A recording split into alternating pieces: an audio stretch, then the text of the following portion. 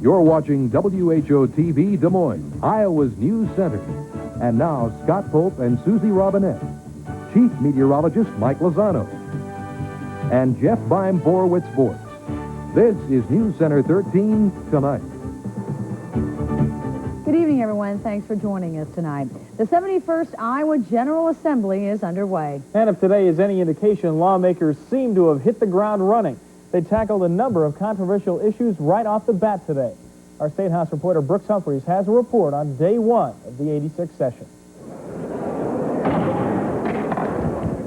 Normally, the first day and week of the legislative session is reserved for speech-making and formalities. Not that there weren't a few, including the swearing-in of 2 new senators and a new state representative. But the House held a rare first-day floor debate to correct mistakes in 2 bills passed last session. One of those bills would allow the sale of lottery tickets in bars, which is currently prohibited. Backers of the bill were not so much considering the situation's morality as its inequity, since liquor stores can sell lottery tickets, but bars and taverns cannot. They argue leaving the provision out of last year's lottery bill was an oversight.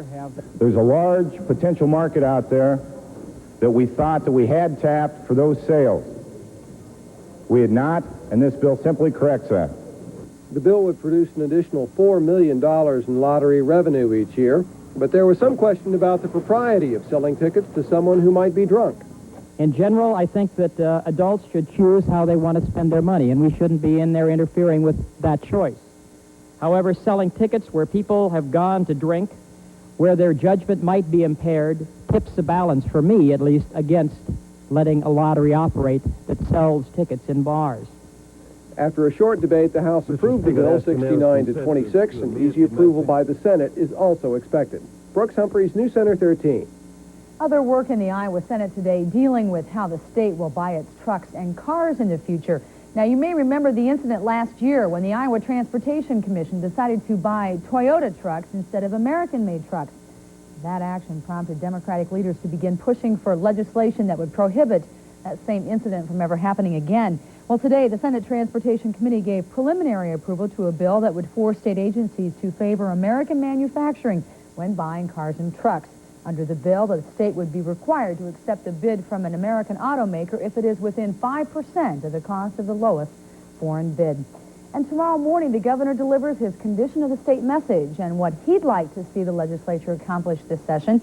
A major reorganization of state government is being requested by Governor Branstad. He wants to pare down state agencies from 68 to 18, saving thousands of dollars, but cutting about 1,000 jobs. The governor will present his ideas also for education, which will include the salaries for our teachers and probably how the state should handle Christian schools. The governor is also going to call for tougher drunken driving laws, and he'll ask the legislature to open a trade office in Japan to spur the sale of Iowa products. You can see the condition of the state message tomorrow morning at 10 o'clock right here on Channel 13. Our legislative reporter Brooks Humphreys will be hosting that broadcast. The new federal budget cuts are about to take place. On Wednesday, the first cuts under the Graham-Rudman law will go into effect, and everyone will get hit. Programs previously cut to the bone, like housing for the elderly, will be the hardest hit. 516 fewer apartment complexes are slated for construction. Head Start, the program designed to give disadvantaged children a boost in their education, 20,000 fewer children will be allowed to participate. AIDS research, a cut of $10 million from the $234 million program. Drug enforcement, a $16 million cut at a time when law enforcement officials say drug traffic is growing. Even programs exempt from cuts, like Social Security, veterans benefits, and food stamps, must cut 4.3% from administrative costs. And government employees may be cut back to a 4-day work week. One congressman says the worst is yet to come.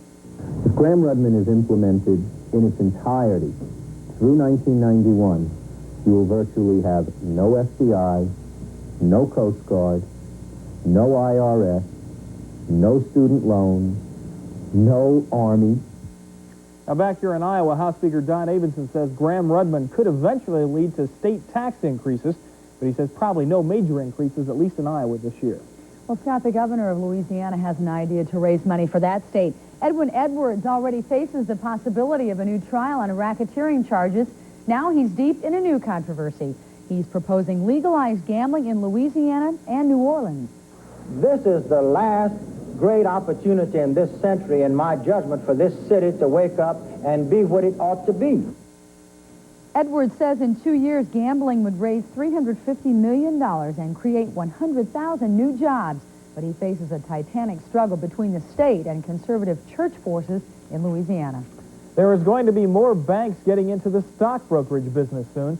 Today, the Supreme Court gave the go-ahead for the federal government to permit a broad expansion of national banks allowed to buy and sell stocks for customers. It's part of a growing trend that is blurring traditional lines separating various financial institutions. The U.S. Supreme Court is hearing a case that could affect 1,600 people sitting in death rows all across this country. The case has been brought on behalf of a convicted murderer in the state of Arkansas. Attorney Samuel Gross says the practice of keeping death penalty opponents off of juries in capital punishment cases results in a biased jury, and Gross says the guilt or innocence of the accused is already determined by that impartial jury. Gross is arguing for a man sentenced to life imprisonment without parole. That man allegedly killed a gift shop owner. And another court today upheld the conviction of an Iowa man who pulled off a scheme that had been designed to threaten or possibly kill the lives of many Iowans. The U.S. Court of Appeals in St. Louis affirmed the mail fraud conviction of James Raymond Whitford of Delhi, Iowa. Whitford was indicted in 1982 of devising and executing a scheme that involved sending a letter and poisoned milk cartons to an eastern Iowa food wholesaler. Whitmore threatened to kill or injure thousands of customers at nearly 50 food stores by injecting poisonous insecticides into food products. Whitmore is serving a 10-year prison term. There is conflicting opinion in Washington tonight concerning that incident involving a U.S. merchant ship and a group of Iranian soldiers yesterday. As we reported last night, the Iranians stopped the ship near the Persian Gulf and searched it. They thought the ship might be carrying arms to Iraq. At the White House, President Reagan is still pretty hot about the whole thing, but a State Department spokesman said today the Iranians may have been within their rights to search the ship. Spokesman Bernard Kalb says under the rules of naval warfare, a nation has certain rights. If